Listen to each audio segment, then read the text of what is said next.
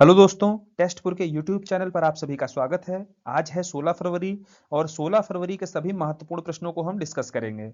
आप सभी जानते हैं कि रोजाना 6 बजे हमारे यूट्यूब चैनल पर आपको महत्वपूर्ण प्रश्न मिल जाते हैं जो आगामी सभी परीक्षाओं के लिए बेहद जरूरी भूमिका रखते हैं। तो इनको बहुत अच्छे से पढ़ना है। यहाँ पर पहले आपको वीडियो देखना है, फिर यह पीडीएफ डिस्क्रिप्शन पे लिंक मिल जाएगी, वहां से पीडीएफ डाउनलोड कर लेनी है और रिवाइज करना है इसको। चलिए शुरू करते हैं। और यूट्यूब चैनल पर यदि नए हैं तो चैनल को सब्सक्राइब कर लेना और अपने मित्रों में इसे शेयर जरूर किया करो, क्योंकि बहुत ही क्वालिटी कंटेंट दिया जाता है आपको।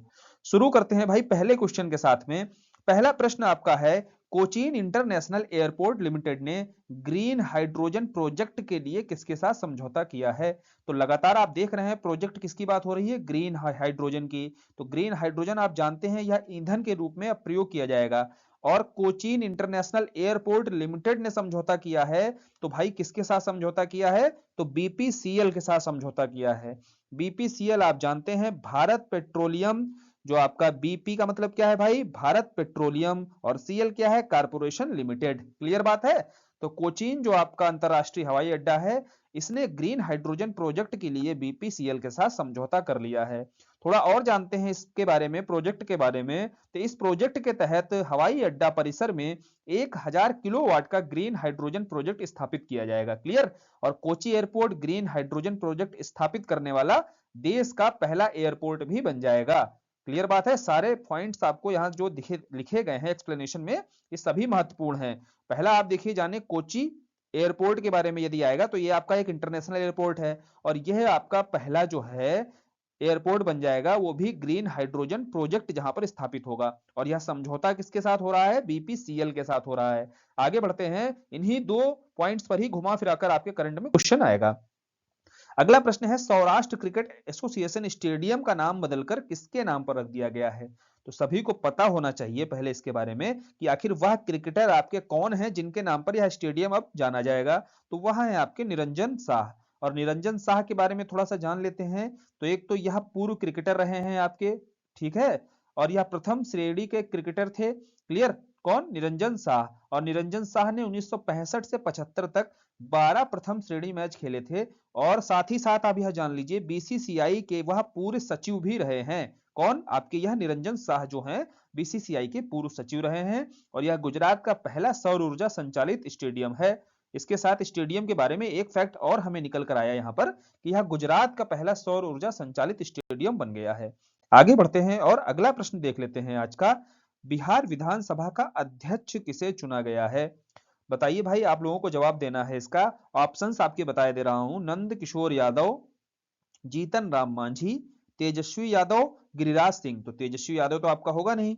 क्लियर बात है, ये तो आपके पूर्व मुख्यमंत्री हो चुके हैं और वर्तमान मुख्यमंत्री के रूप में कौन है? नीतीश कुमार दोबारा से बने। बहुत ज्यादा हॉट टॉपिक रहा है यह तो। लेकिन हमें यहाँ क्या पूछा गया है? बिहार विधानसभा के नौ जो गठित विधानसभा है, इसके अध्यक्ष किसे चुना गया है? कौन इसके अध्यक्ष चुने गए हैं भाई? तो इसके अध्यक्ष चुने गए हैं आपके नंद किशोर यादव। और ये किस पार्टी से आते हैं? भाजपा से आते हैं, ठीक है। तो भाजपा के साथ गठबंधन करके दोबारा से नीतीश कुमार ने सरकार बना दी है और इसीलिए भाजपा के वरिष्ठ नेता हैं नंद किशोर यादव। इन्हें सर्वसम्मति से बिहार विधानसभा का अध्यक्ष बना दिया गया है। साथ ही राज्य विधानसभा की विशेष बैठक में चुनाव की प्रक्रिया के बाद ही उन्हें अध्यक्ष चुना जाता है। ठीक है भाई। इससे पहले आपको पता है कि मुख्यमंत्री जो नीतीश कुमार हैं और विपक्ष के नेता कौन है? वही विपक्ष के नेता आपके कौन हो जाएंगे? जो पूर्व मुख्यमंत्री थे तेजस्वी यादव। चूंकि विपक्ष में नेता कौन होता है? जो सबसे बड़ी पार्टी होती है आमतौर पर, इसी तरीके से विपक्ष का नेता चुना जाता है। तो आपके विपक्ष के नेता के तौर पर तेजस्वी यादव मौजूद हैं अभी। नंदकिशोर यादव आपके विधानसभा अध्यक्ष हैं और मुख्यमंत्री आपके नीतीश कुमार हैं। चलिए आगे बढ़ते हैं, अगली जानकारी देखते हैं। पहले digital India future skills summit का आयोजन कहाँ किया जा रहा है? तो आपको देखिए बताना है यह। चलिए आप लोगों को बताता हूं, इसका उत्तर आप लोगों को कमेंट बॉक्स में देना है। थोड़ा एक्सप्लेनेशन इसका आपको बताए दे रहा हूं, देख लीजिएगा, एक्सप्लेनेशन सुन लीजिएगा और बताना है भाई वाराणसी है, जयपुर है, गुवाहाटी है या पटना है। इसका आंसर मैं नहीं बताऊंगा, ये आप लोगों को बताना है, ठीक है। देखिए केंद्रीय मंत्री जो आपके राजीव चंद्रशेखर रहे हैं, इन्होंने इस सम्मेलन का उद्घाटन किया है और यहां जानबूझकर छोड़ा गया है ताकि आप लोग कमेंट सेक्शन में इसका आंसर दीजिए। नहीं पता है तो गूगल करिए और फिर दीजिएगा, ठीक है। और इसका आयोजन इलेक्ट्रॉनिक्स सूचना इलेक्ट्रॉनिक्स और सूचना प्रौद्योगिकी मंत्रालय और राष्ट्रीय इलेक्ट्रॉनिक एवं सूचना प्रौद्योगिकी संस्थान के माध्यम से किया जा रहा है। यहाँ पर क्या होने वाला है भाई इस समिट में? इस समिट में जितने भी आपके शीर्ष उद्योगपति हैं, शिक्षाविद हैं, इनके सहित 1000 से ज्यादा लोग इसमें भाग ले रहे हैं। और यह समिट कहां पर हो रही है, ये आप लोगों को बताना है। जल्दी ही आंसर दीजिएगा कमेंट बॉक्स में, ठीक है। चलिए अगला देखिए, अगली बात की जा रही है आईआरसीटीसी की। जो बात की जाती है ना, रेलवे की, आप जानते हैं ना आईआरसीटीसी, खूब आप इससे टिकट करते होंगे। इसके नए प्रबंधन निदेशक जो मैनेजिंग डायरेक्टर हैं, वह किसे उसे पदभार किसे दिया, किस व्यक्ति को यह पदभार दिया गया है, किसका? प्रबंधन निदेशक का। तो बताइए भाई इसका सही उत्तर क्या होगा? ऑप्शंस हैं आपके अलख पांडे, संजय कुमार जैन, आलोक सिन्हा और आपके हैं राजीव प्रसाद सिंह। तो इसके अध्यक्ष के रूप में कौन बनाए गए हैं, जल्दी बताइए आप लोग। तो देखिए इसके अध्यक्ष के रूप में बनाए गए हैं संजय कुमार जैन। ऑप्शन आपको दिख रहा होगा संजय कुमार जैन। तो यह भारतीय रेलवे यातायात सेवा के अधिकारी संजय कुमार जैन भारतीय रेलवे जो खान पान और पर्यटन निगम लिमिटेड, जिसे आप शॉर्ट फॉर्म में, जिसका एब्रीविएशन है आईआरसीटीसी, ठीक है, इसके अध्यक्ष और मैनेजिंग डायरेक्टर के रूप में पदभार इन्होंने ग्रहण किया है। क्लियर। और संजय कुमार जैन क्या है आपके योग्य चार्टर्ड अकाउंटेंट यानी कि सीए भी रहे हैं। और इससे पहले वह मुंबई के मंडल रेलवे प्रबंधन के रूप में भी कार्य कर चुके हैं। आगे बढ़ते हैं, आज का अगला प्रश्न देख लेते हैं। अगला प्रश्न है आपका भारतीय हैमर थ्रोवर रचना कुमारी। और रचना कुमारी बहुत विवादित रही थी, क्यों? क्योंकि इन पर डोपिंग का आरोप लगा था। जब हमने नाडा पढ़ाया था वहां समझाया था नेशनल एंटी डोपिंग एजेंसी है यह, जो डोपिंग करते हैं कोई खिलाड़ी, उनके विरुद्ध कैसे कार्रवाई होनी चाहिए, जांच प्रक्रिया होगी, फिर कोई कार्रवाई की जाएगी। इस संदर्भ में एजेंसी कार्य करती है आपकी नाडा। तो इसके तहत यह आरोपित पाई गई हैं। और अभी पूछ रहा है कि कितने साल के लिए इन पर प्रतिबंध लगा है। तो एक तो यह हैमर थ्रोवर है, पूछ ले अगर किस खेल से संबंधित है, और साथ ही कौन है, वह रचना कुमारी है, और इन पर डोपिंग के आरोप लगे हैं। इन्हें कितने साल के लिए प्रतिबंधित किया गया है? सही उत्तर है आपका 12। तो इन्हें, रचना कुमारी को 12 वर्ष के लिए प्रतिबंधित कर दिया गया है। और यह निर्मला श्योराण पर भी डोपिंग का, साथ ही साथ एक और प्लेयर थी आपकी निर्मला श्योराण, इन पर भी डोपिंग के आरोप लगा करके इन्होंने भी नियमों का उल्लंघन किया था और इन पर भी प्रतिबंध लगाया गया है। क्लियर बात है।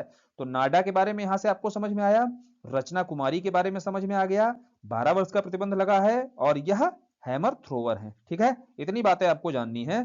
आगे बढ़ते हैं, अगला प्रश्न देख लेते हैं। Institute of charter accountant of India, institute of जो चार्टर अकाउंटेंट है ऑफ इंडिया, इसके अध्यक्ष का पदभार किसने ग्रहण किया है? ऑप्शंस देखिए आपको दिख रहे होंगे, रणजीत कुमार अग्रवाल और चरणोजीत सिंह नंदा। इसमें कंफ्यूज आप हो सकते हैं, उसका रीजन जानते हैं क्या है?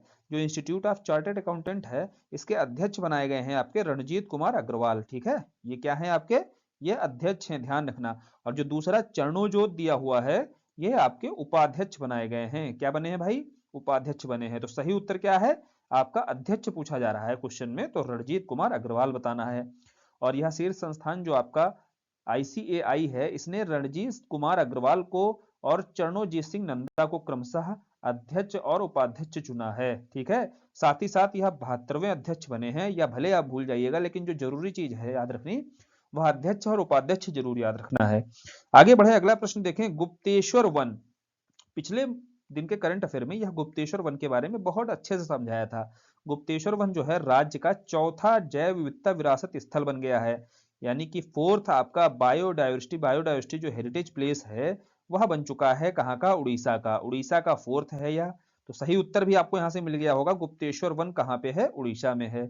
और उड़ीसा के किस जिले में? यह भी बताया गया था।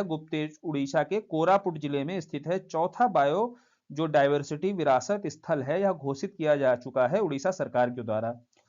साथ ही आपके बारे में यह समझिए, गुप्तेश्वर के बारे में तो हम डिटेल से पीछे चर्चा कर चुके हैं ना, तो इसको दोबारा बताने की जरूरत तो है नहीं। आगे बढ़े, आज का लास्ट क्वेश्चन देख लेते हैं। 20 लाख करोड़ का मार्केट कैपिटलाइजेशन पार करने वाली पहली भारतीय कंपनी कौन बनी है?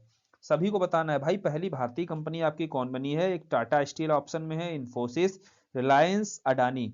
तो आपका देखिए अडानी को लेकर के कंट्रोवर्सी हो गई थी। आप दो ऑप्शन देखिए सोचेंगे कैसे, इनको तो हटाएंगे आप, और दो ही चर्चा में रहती हैं, अडानी और रिलायंस। तो अडानी पर आप सोच सकते हैं, लेकिन इस पर बहुत ज्यादा कंट्रोवर्सी हो गई थी, तो हम इसको कट कर सकते हैं, सही उत्तर तक पहुंच जाएंगे, रिलायंस इंडस्ट्रीज।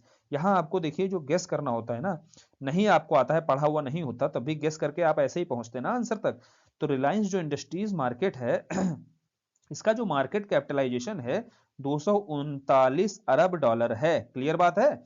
और साथ ही जो उद्योगपति आपके इससे जुड़े हुए हैं, मुकेश अंबानी, इनकी कंपनी रिलायंस इंडस्ट्रीज बुधवार को 20 लाख करोड़ रुपए का मार्केट कैप हासिल करने वाली देश की पहली कंपनी बन गई है। एम कैप आपको पता होगा, पीछे समझाया भी था कि मार्केट से जो पूंजी उठाती है कोई भी कंपनी, कैपिटल क्या होता है, आप कोई इन्वेस्टमेंट जो लॉन्ग टर्म के लिए करते हैं, ठीक है, प्रॉफिट के पर्पज से लॉन्ग टर्म जो इन्वेस्टमेंट होता है वह आपका कैपिटल कहलाता है। तो मार्केट कैपिटलाइजेशन मतलब कोई कंपनी जो मार्केट से पैसा उठाती है, और ऐसा कंपनी जो जिसने 20 लाख करोड़ का जो मार्केट उठाया है, मार्केट कैपिटल उठाया है, ऐसी पहली कंपनी बनी है रिलायंस कंपनी। यह इसका क्वेश्चन का एक्सप्लेनेशन इस तरीके से आपको समझना है, ठीक। तो चलिए आज का वीडियो यहीं पर खत्म करते हैं। आज के जितने महत्वपूर्ण प्रश्न थे वो आपको डिस्कस कर दिए गए हैं। और वीडियो यदि पसंद आया करे तो चैनल को लाइक किया करो, कमेंट किया करो, ताकि थोड़ा सा हमें भी मोटिवेशन मिलता है। आज के लिए धन्यवाद।